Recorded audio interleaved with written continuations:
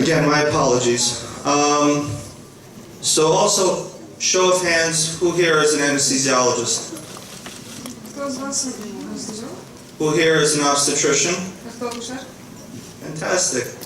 So, I don't think there's any two specialties that belong together like obstetrics and anesthesia. Я не думаю, що є ще якісь дві спеціальності настільки близькі, як акушерство та анестезіологія. So I know as an obstetrician, whenever my patient is in labor, I rely on the anesthesiologist more than most, because obviously they're the ones that can give my patient pain relief. Якщо в мене пацієнт в пологах, то я найбільше вкладаюся на свого анестезіолога, бо він звільнить мою пацієнтку від болю під час пологів. And I know there's no other specialty like anesthesia that's annoyed by obstetrics whenever we call them in the middle of the night for an epidural. Я знаю, що немає ще такої іншої спеціальності, яка настільки турбувала анестезіологів, якщо вони дзвонять посеред ночі, то питають з якогось приводу до себе. So, as it relates to the topic for today, we're going to be talking about postpartum hemorrhage. Сьогодні ми поговоримо про післяпологову кровотечу. So, as far as obstetrics is concerned in the laboring patient, I can't think of any one specific topic that bridges both obstetrics and anesthesia so tightly. Отже, як я вже сказав, не знаю іншої такої сфери, де настільки близько співпрацювали б анестезіологи та акушери. And in fact, the true methodology and success to treating and identifying postpartum hemorrhage requires a multidisciplinary approach from different specialties, specifically obstetrics and anesthesia. Отже, якісна допомога при післяпологовій кровотечі потребує мультидисциплінарного підходу, зокрема співпраці анестезіолога та акушер-гінеколога. So a lot of the information that we're going to be talking about today is not my own, but is actually a special initiative, special program that was initiated by the American Congress, American College of Obstetrics and Gynecology, to promote a standard of care for the treatment and recognition of postpartum hemorrhage. Про що я сьогодні поговорю, це не моя власна ідея, це запозичення від Американського коледжу акушерів-гінекологів, які запровадили так звану ініціативу безпечного материнства для покращення якості надання допомоги жінці в пологах.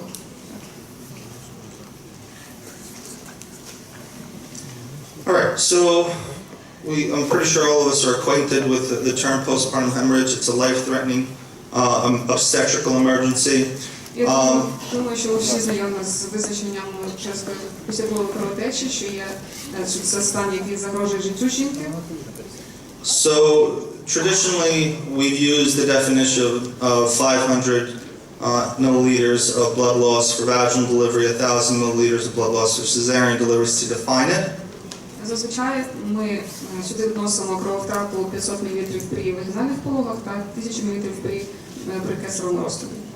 The American College has recently redefined it as 1,000 ml blood loss regardless of delivery. Останнім часом було переглянуто визначення, і тепер це 2000 мл і більше, незважаючи від шляху пологів.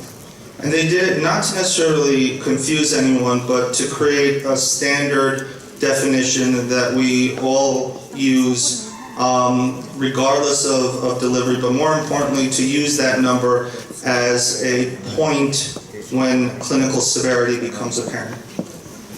Це для того, щоб нікого не сплутувати, для того, щоб ми, знаючи цю межу, розуміли, що з цього моменту ситуація є критичною і треба максимально мобілізуватися. So it's also important to note that if you use 500 cc's as your point of reference, continue to use it. You shouldn't necessarily change your practice based on this new definition. Suspicion should arise if blood loss is greater than 500 cc's. Але якщо у вас на даний момент кровотечею визначається крововтрата більше 500 мл, то треба переглядати ваші погляди, просто that once you establish or are concerned or suspect that your blood loss exceeds 500 cc's, that you should at least at that point begin evaluating the patient. якщо пацієнт втратив вже більше 500 мл, треба з більшою увагою до нього надати з цього моменту ставитися і очікувати можливість післяпологової кровотечі.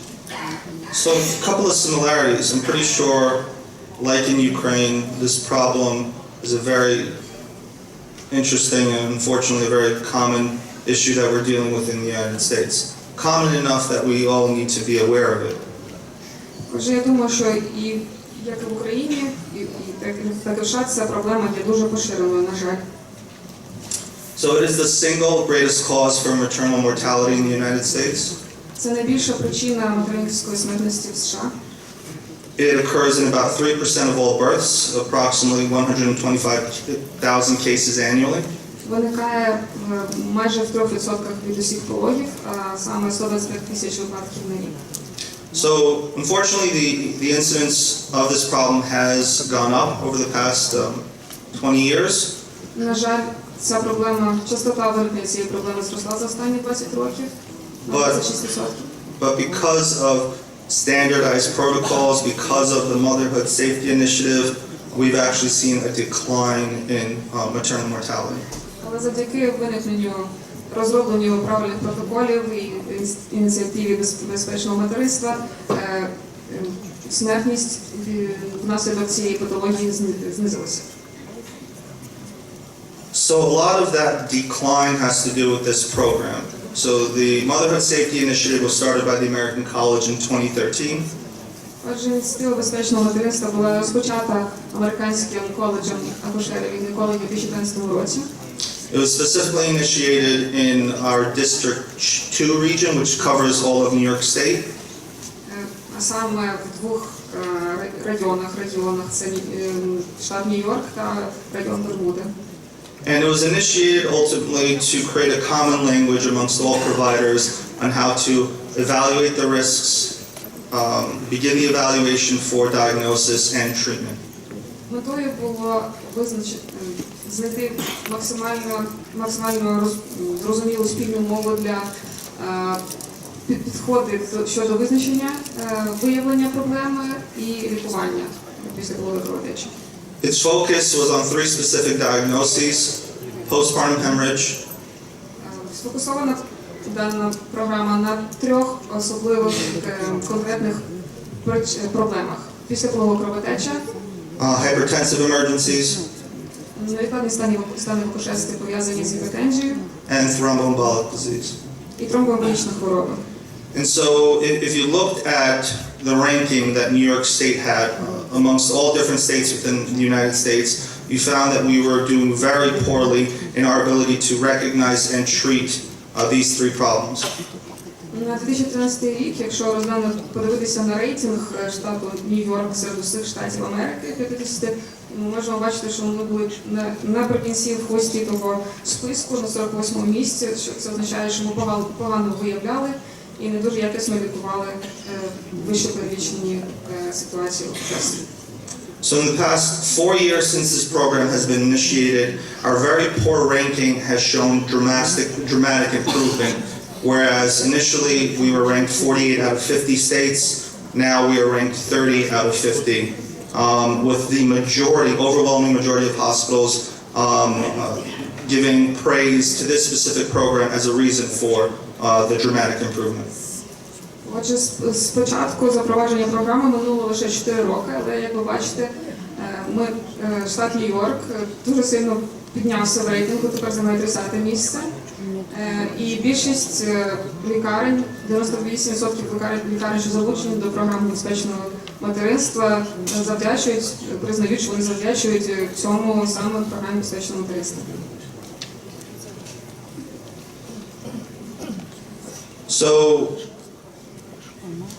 as far as these statistics, as far as postpartum hemorrhage in Ukraine, I leave it up to the audience also to correct me, because it was a little difficult to find the statistics that I found, but I'm hoping that I'm somewhat accurate, and I feel free to tell me if I'm wrong. Будь ласка, не переживайте, можете мене перебити і виправити, якщо вважаєте, що я якусь статистику неправильно веду зараз. So it is still considered to be the number one cause of maternal mortality, as it is in the United States. Отже, так само, як і в США, це причина номер один смертності пов'язаної з вагітністю в Україні. I discovered an article put out by the Ministry of Health in 2016 that put the incidence rate at 10%. Я прочитав статтю в 2016 році, де частота виникнення післяпологової кровотечі в Україні становить 10%. And the maternal mortality rate, according to USAID, was noted to be 3 to 4 times higher than what it is in the United States. За даними USAID, Oh, not the United States, but other European nations. Рівень смертності внаслідок післяпологової кровотечі в Україні в 3-4 рази більше, ніж такий у європейських країнах. So then the question is why? Why is there a difference? And so I propose 3 possible questions. Is it because of, oh, sorry? Отже, задаємо собі питання, чому така різниця? І я набрався сміливості і запропонував 3 варіанти причини. Можливі. Is it failure to recognize the problem? Is it failure to adopt alternative techniques? Or does it come down to just simple equipment?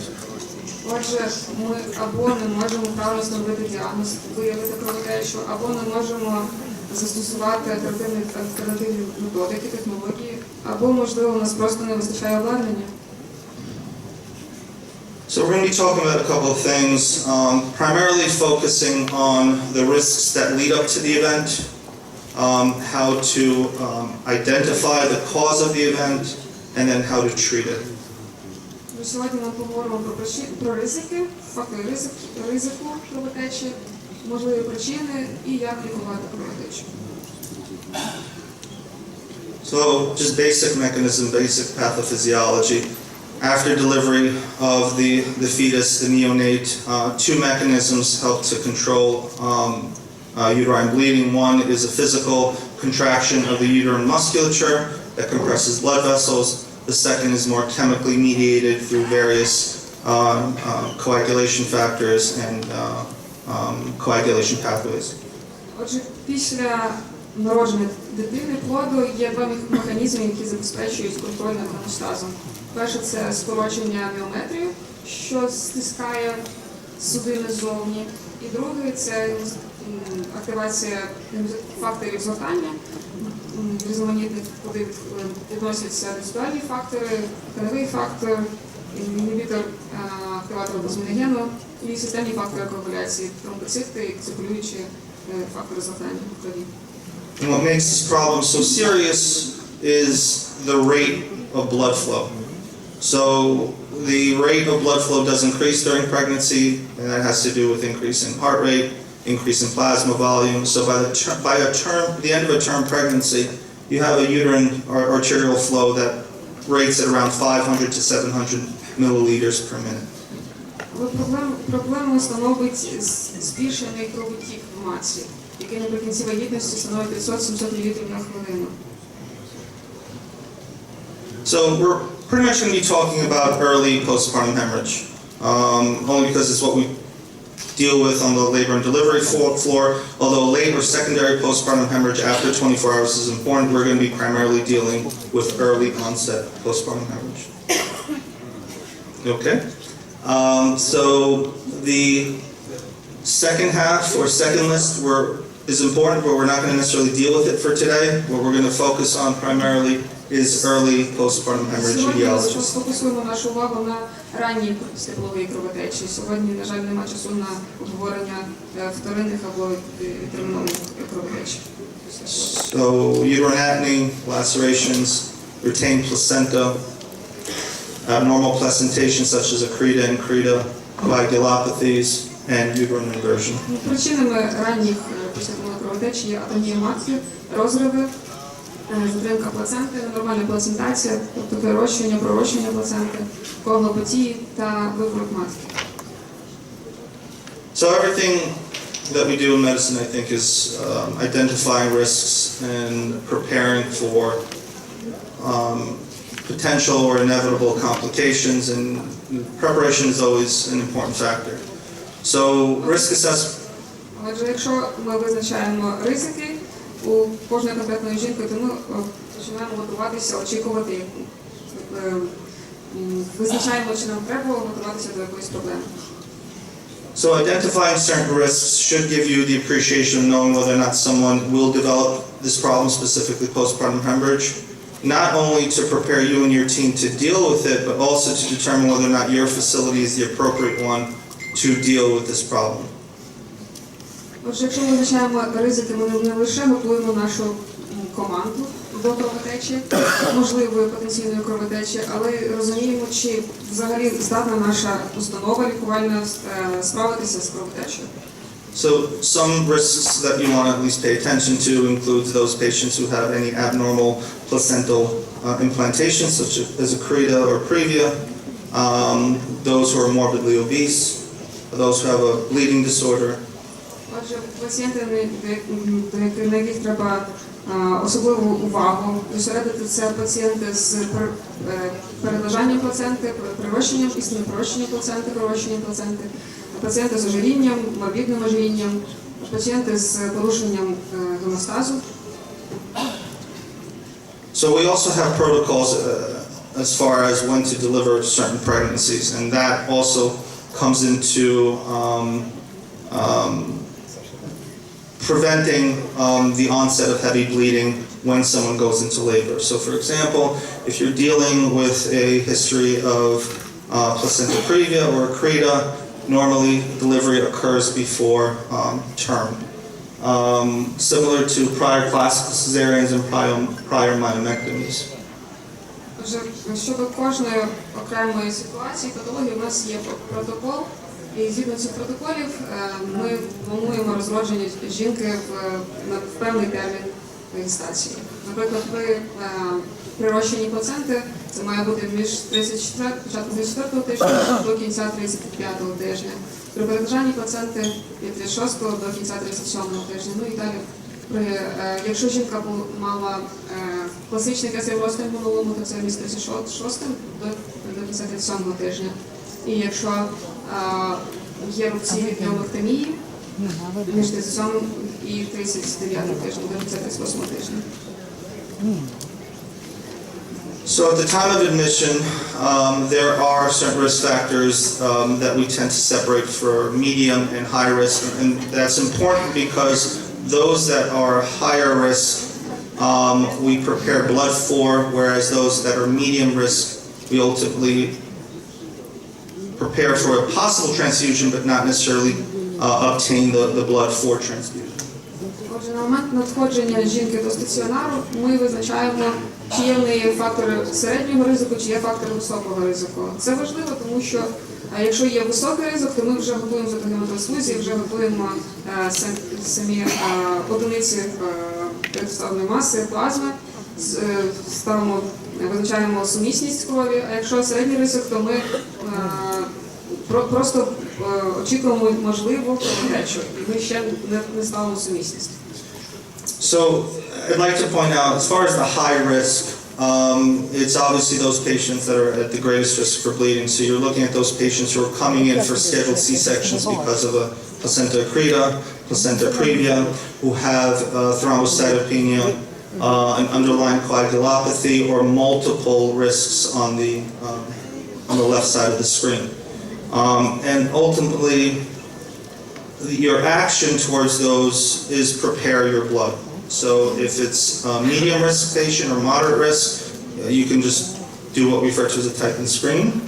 But if it's high risk, you prepare the blood.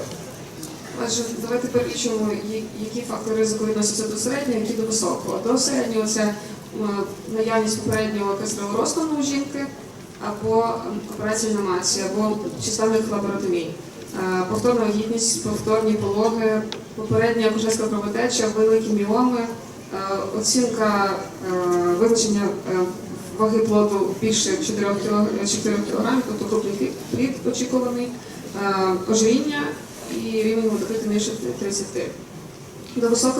До факторів високого ризику відноситься активна кровотеча, перележання плаценти, істинне прирощення, низький рівень тромбоцитів, тобто менше 70 тисяч, коагулопатія, також 2 або більше факторів середнього ризику. Якщо маємо середній ризик, то ми визначаємо групу крові жінки та визначаємо, чи є в неї проводимо скринінг на антитіла. Якщо є високий ризик, то ми вже підготуємо гемотрансфузію і визначаємо сумісність донора і реципієнта.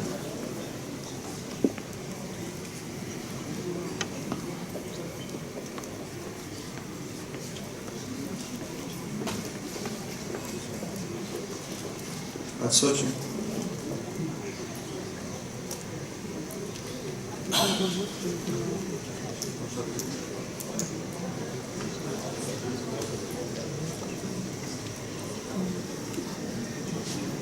So, risk factors exist prior to admission, risk factors exist during the time when they're in labor. And so similar, you have a medium and high risk slide, and it's just important to look at these risks and know that these patients may develop this problem after delivery. And so the big high risks that you want to focus on, obviously, if they have multiple moderate risk factors, chorioamnionitis, prolonged second stage, prolonged administration of oxytocin, magnesium sulfate, and also if they're actively bleeding. Під час безпосередніх пологів так само є фактори ризику середньої та високого ризику. До факторів середнього помірного ризику відноситься хоріоамніоніт, подовжена друга фаза пологів, другий період пологів, інфузія окситоцину довше 24 годин і введення магнезію сульфату магнезію. Фактором високого ризику відноситься два або більше факторів помірного ризику та активна кровотеча. І так само, як на передньому слайді, при наявності середнього ризику ми готуємося до потенційної кровотечі, але не визначаємо сумісність, а при високому ризику ми вже готуємо дози для переливання крові. So one of the diagnoses that carry with it the highest risk is placenta accreta. This, in general, is an abnormal placental implantation that occurs during the pregnant state, and it's important that if it's identified, that the team applies the highest level of preparation for this potential problem. Однією з найбільш загрозливих ситуацій є істинне прирощення плаценти. В цій ситуації команда акушерів-гінекологів і вся мультидисциплінарна команда має бути максимально готовою, і заздалегідь треба визначити розташування плаценти. And in general, in order to make the diagnosis, for all those that are unaware, or at least the way we do it in the United States, history and physical to determine whether or not they're at risk for developing a placenta accreta, sonogram to make the initial diagnosis, and MRI if the sonogram is unclear. Отже, заздалегідь ми визначаємо точне розташування плаценти або за допомогою ультразвуку, або за допомогою МРТ, якщо не точну картинку дає ультразвук. So, the American College of Obstetrics and Gynecology, along with many international organizations, all agree that one of the most fundamental treatment protocols to prevent postpartum hemorrhage is the active management of the third stage of labor. Багато організацій, до яких належить Всесвітня організація охорони здоров'я, Американський коледж акушерів-гінекологів, Американська академія сімейних лікарів, Асоціація жіночого здоров'я, акушерських та неонатальних медичних сестер, всі сходяться на одній думці, що активне ведення третього періоду пологів попереджає післяпологову кровотечу. And in general, statistically speaking, studies have shown that actively managing this stage in labor can decrease the rate of postpartum hemorrhage by about 66%. Дані статистики свідчать, що активне ведення третього періоду пологів може знизити ризик післяпологової кровотечі аж на 60%. In general, there are 3 techniques that a provider can employ to prevent or to implement appropriate uterine contractility. Отже, є 3 методики, які допомагають матці правильно скорочуватися в третьому періоді пологів. So the three tools would be oxytocin administration, bimanual massage, and umbilical cord traction. До цих 3 інструментів належить призначення окситоцину, масаж матки та тракція за пуповину.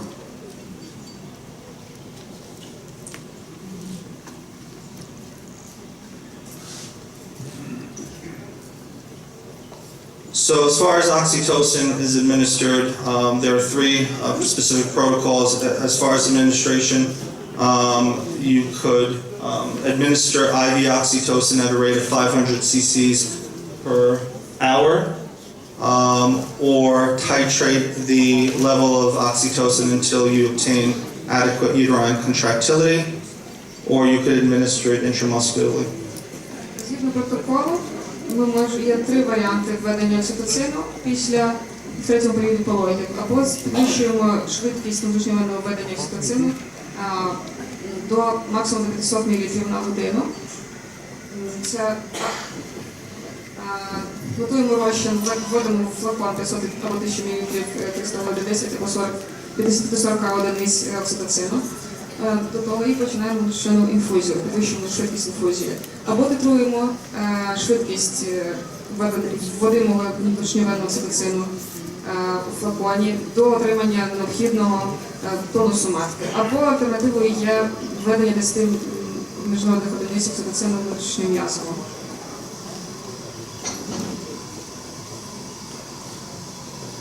It's important to also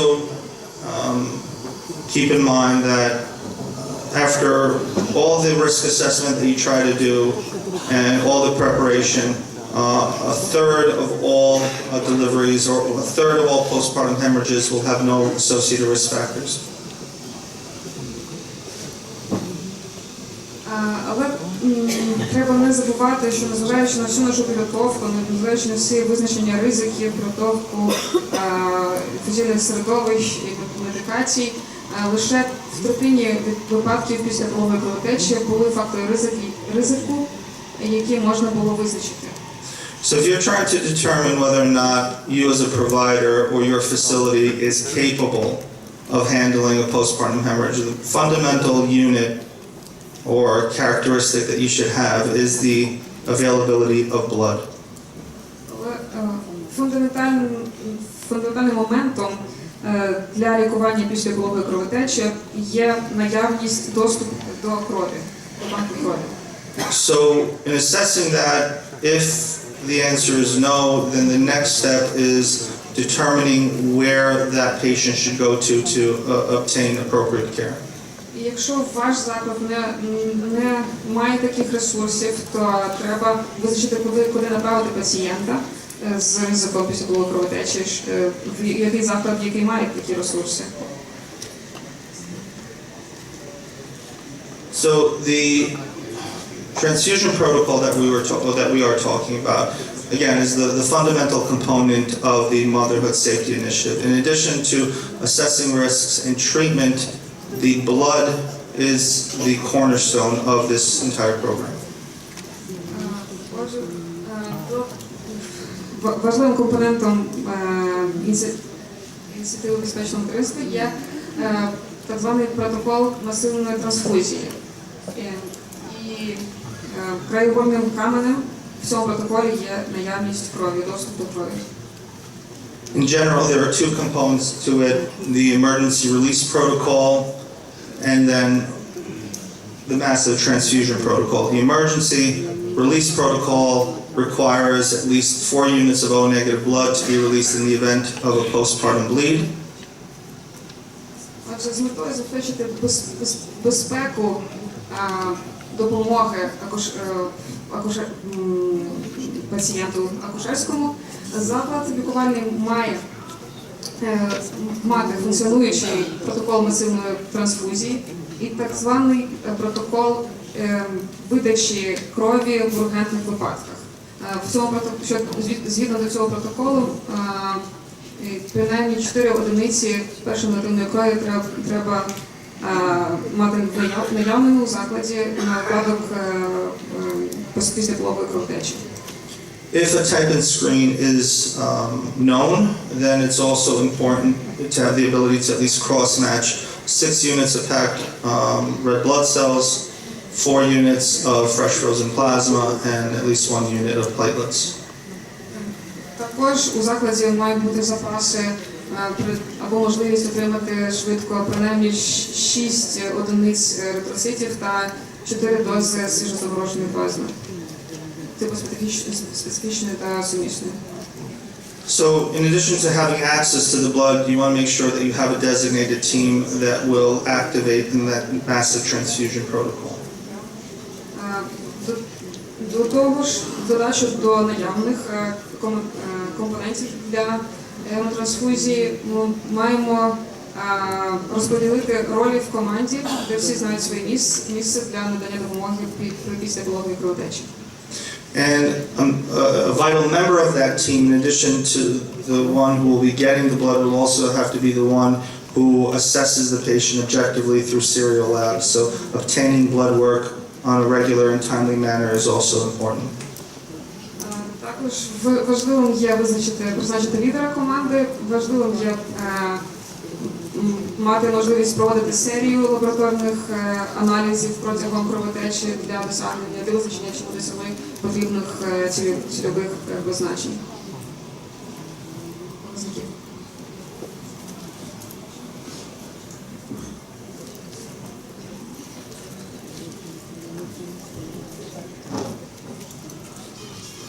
So as far as what's required, as far as resources, so there are fundamental medications, uterotonics, that are again just as important as the blood that's required in the event of massive volume depletion.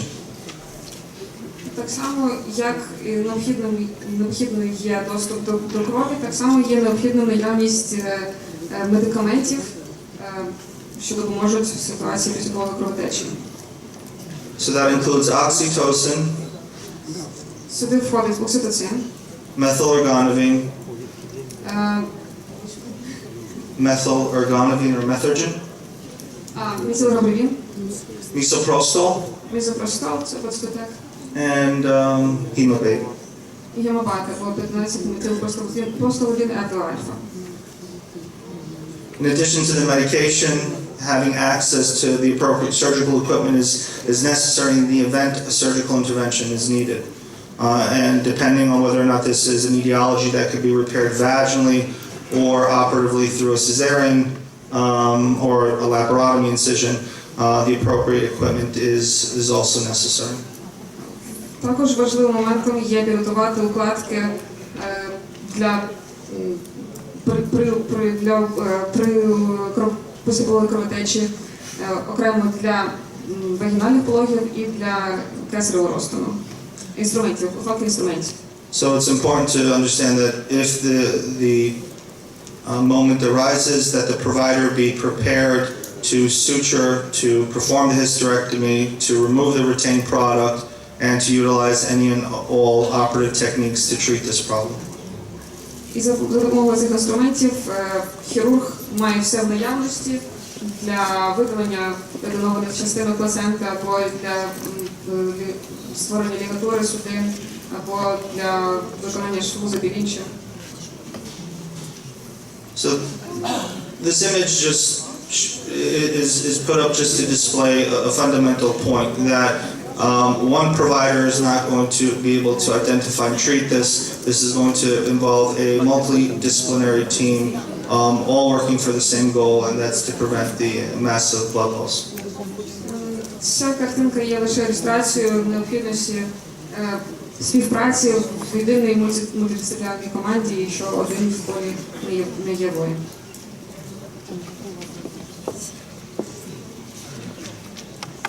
So we're pretty much up to the most important part of the presentation. That's really the checklist. This is the focal point of the initiative as far as having providers, residents, medical students all understand what needs to be done depending on the stage or the amount of blood loss. So we have 4 different stages and we're going to go over each one. Stage 1 refers to a blood loss of at least 500 cc's vaginally or 1,000 cc's via cesarean delivery. And so ultimately there are initial steps that you want to take. Insert an IV, make sure that it's a 16 or 18 gauge to make sure that they're able to get as much fluid as possible. Insert a Foley catheter to monitor urinary output. Фундаментальним є підготування так званих чек-лістів відповідно до визначеної крововтрати. Чек-ліст на стадії номер 1 відповідає крововтраті 500 мл або більше при віднальних пологах, або крововтраті 1000 і більше мілілітрів при кисневому розтині. І нормальних показниках діяльності та лабораторних показниках. На цьому етапі ми забезпечуємо внутрішньовенний доступ катетерами 16 або 18 гейдж, підвищуємо інфузію кристалоїдів внутрішньовенно із окситоцину, ставимо постійний сечовий катетер і пробуємо масаж матки. Begin your techniques to limit the amount of blood loss either through bimanual massage, utilization of your uterotonics. Prepare for a possible transfusion. You obviously don't have to give it at this point because the patient is clinically stable, but prepare and begin treating before the problem gets to a clinically severe point. Треба не дати можливості пацієнту погіршитися на цьому етапі, максимально надати допомогу і готуватися до гемотрансфузії, але не починати гемотрансфузію. And while you're doing all of this, it's also important to identify your etiology. So atony being the most common cause, but also looking at things like lacerations, retained placenta, and things of that nature. І треба виявити причину даної ситуації, або тораконована частина плаценти, або і лікувати її, або атонімувати. So stage 2 refers to at least a 1,500 cc blood loss, but again, the patient is clinically stable, vital signs are stable. So assessment and treatment are very similar. IV access, urinary output, IV fluids. Стадія 2 чек-ліста. Оцінка крововтрати більше 1,5 літра, або введено вже більше 2 гідротоніків, і продовжується кровотеча, і при тому нормальні показники діяльності. Початковими кроками буде мобілізувати додаткову допомогу, поставити 2 душевих катетери, як і на попередній стадії, набрати кров для аналізу на циту, сюди якось загальної крові, протипіновий час, міжнародно нормалізоване відношення, фібриноген, частково тромбоцитиновий час і приготувати операційну. Continue with your uterotonics. Start your massive transfusion protocol at this point, and it becomes that much more urgent to obtain hemostasis because, as you'll see in the next slide, surgical intervention then becomes important. На цьому етапі ми продовжуємо цю саму едукацію, як на попередньому, тобто введення утеротоніків. Отримуємо 2 дози еритроцитів, не очікуючи на результати лабораторних показників. Починаємо трансфузію еритроцитів і розморожуємо 2 одиниці ЦЗП. With stage 3, blood loss again is greater than 1,500 cc's, and at this point you start to develop or see clinical deterioration. So differences here is you want to initiate a massive transfusion protocol. Again, if you don't have a type-in screen, at least 4 units of O-negative blood. Otherwise, the ratio is 6:4:1. 6 units of packed RBCs, 4 fresh frozen plasma, and 1 unit of platelets. Наступна стадія, чек-ліст, стадія 3. Продовжується кровотеча після крововтрати в 1,5 літри. Введено 2 дози еритроцитів. Або пацієнт знаходиться в ризику скритої кровотечі, або є коагулопатія, або у пацієнта розвинулися ненормальні вітальні показники, олігорія. Наступними кроками буде мобілізація ще більших учасників бригади, додаткової допомоги, перехід до операційної, оголосити клінічний статус. Людина, яка перевіряє згідно чек-листу, оголошує вітальні ознаки, сукупну кровотечу та етіологію. Необхідно згідно протоколу насильної трансфузії ввести 6 units of packed red blood cells, 4 units of fresh frozen plasma, and 1 unit of platelets. 6 доз еритроцитів, 4 дози СЗП. Або якщо є в закладі, якщо ще не зробили пробу-сумісність, треба ввести 4 дози першої мотивної крові, згідно протоколу ургентної видачі крові в організації ситуації.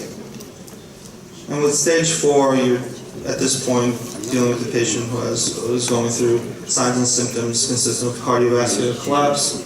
So you want to, at that point, make sure your entire team is there. Obstetrics, anesthesia, nursing.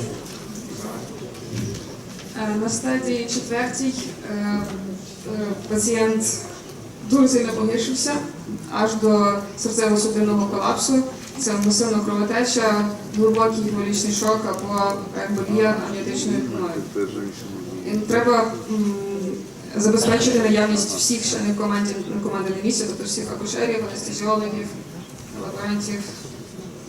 Make sure your team is capable of performing advanced care life support at this point. This includes, obviously, administering IV fluids, endotracheal intubation if needed, respiratory support. At this point, your patient will need it. Необхідно надавати спеціалізовану реанімаційну допомогу, інтубацію трахеї, забезпечення дефлектів, епітелії, вентиляцію, внутрішньовенну інфузію і так далі.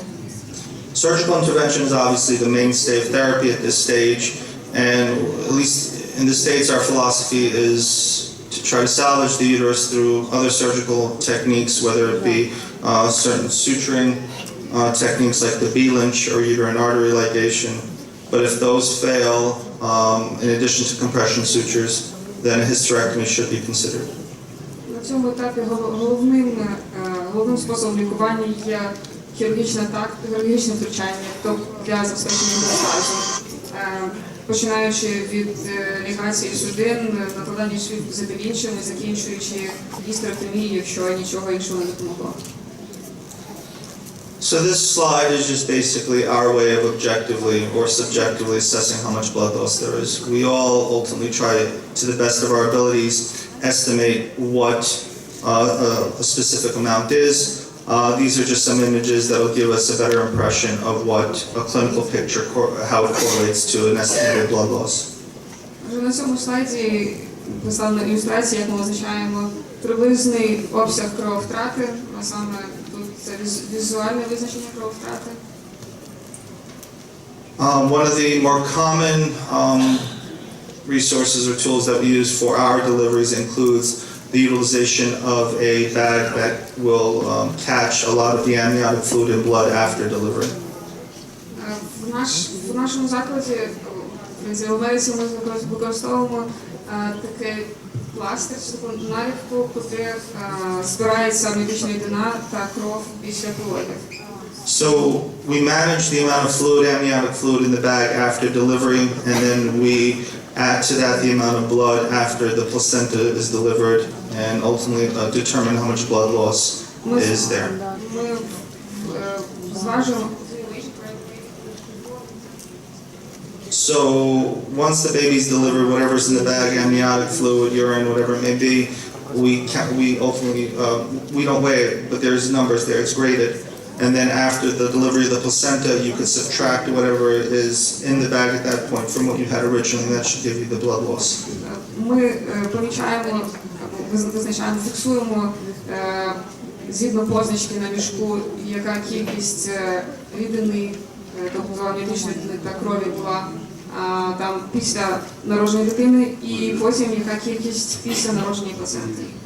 Another alternative is measuring your laparotomy pads, your 4x4. So you have an understanding what the weight of those pads are before the delivery and then weigh them after. You could also assess the blood loss by correlating 1 gram of weight to 1 cc of blood. Ну і так само зважимо підкладні сухі, і після пологів. І різницю визначаємо, яка є кров втрата. So after the event occurs, it's important for your team to debrief, come up with a final disposition for the patient, whether or not they're going to be admitted to the ICU, and then make sure you document appropriately. Після закінчення даної події, саме після пологової кровотечі, ми визначаємо, куди направити пацієнта. Або він йде в відділення інтенсивної терапії, або в акушерське відділення.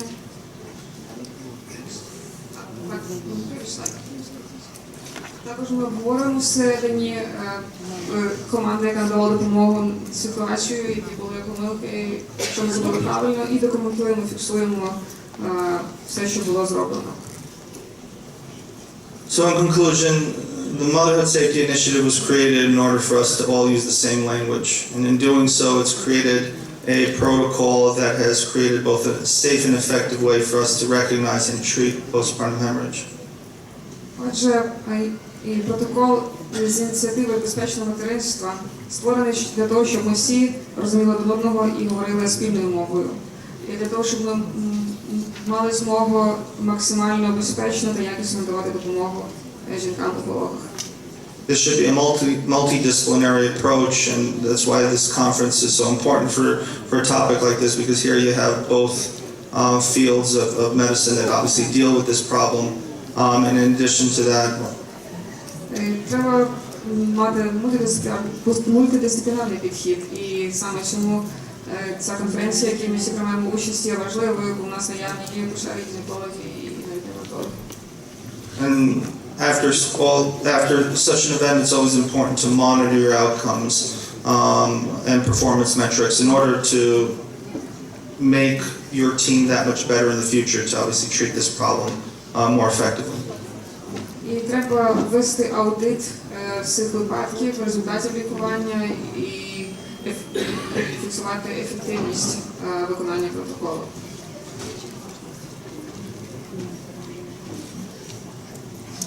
Thank you. Дякую вам.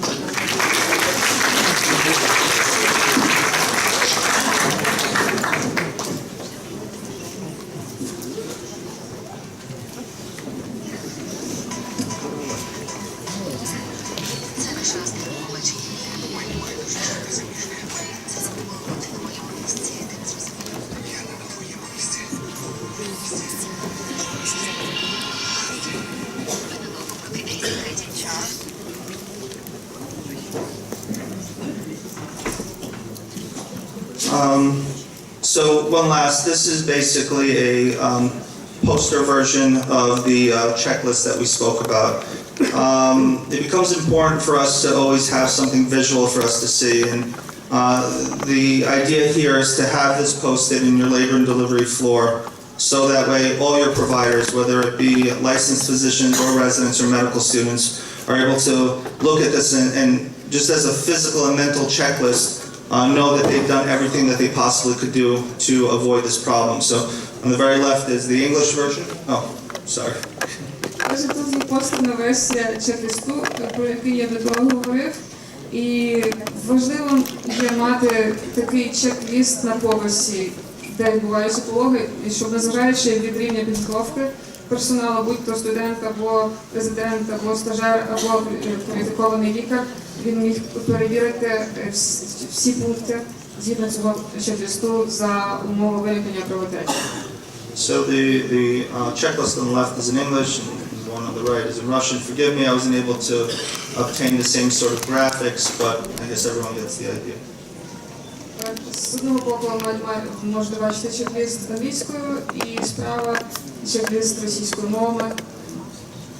Сподіваюся, там все зрозуміло написано. And again, thank you, and any questions? Знову дякую вам. Якщо є питання, будь ласка, задавайте.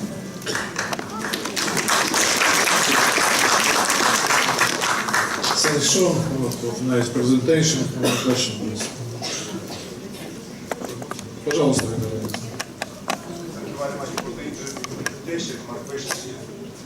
about very nice result if you use active tactics in third stage of labor. It's understandable. And on the other hand, you speak